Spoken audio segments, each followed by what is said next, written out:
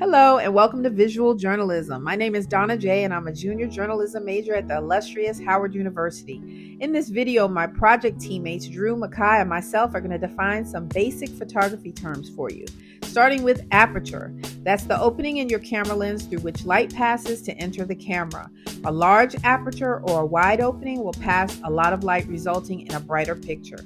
A small aperture does just the opposite, making the picture darker. Here's an illustration of the differences between a large, medium, and small aperture. Shutter speed. That's simply how long your camera spends taking a picture.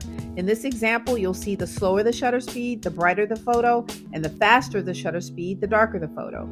ISO. That is a camera setting that will brighten or darken a picture. As you increase your ISO number, your pictures will grow progressively brighter. Here's an example of the same photo at different ISO levels. As the ISO increases, the photo of the rainbow gets brighter. Now over to my project teammate Drew for the next set of definitions. Enjoy!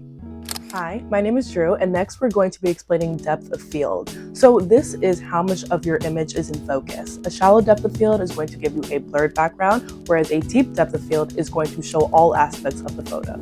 So your exposure determines how light or dark your image will be. Every camera has a digital sensor, so the more light that hits that sensor, the more exposed your image will be. Exposure is also determined by shutter speed and aperture, as we talked about earlier.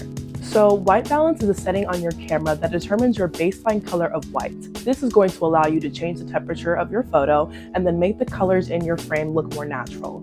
Hey everyone, my name is Makai. The first word I'm going to get into is focal length. Focal length is basically the distance between the camera's lens and the image sensor.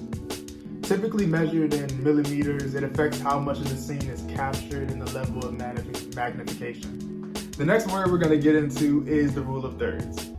The rule of thirds is basically a technique that divides an image into 9 equal parts using 2 horizontal and 2 vertical lines. Key elements are placed along these lines or at their intersections to create balance and visual interest. For example, in a landscape photo, the horizon is placed along the top third and a tree is positioned at one of the vertical intersections to make the image more engaging.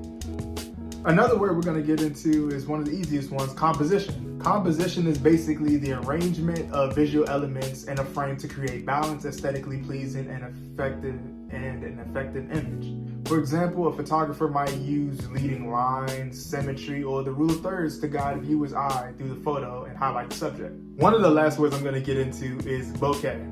Bokeh is basically the aesthetic quality of an out-of-focus parts of an image. It's typically achieved with a shallow depth of field. For example, a portrait taken with a wide aperture, a f1.8, will subject in a sharp focus while the background lights are blurred into beautiful bokeh.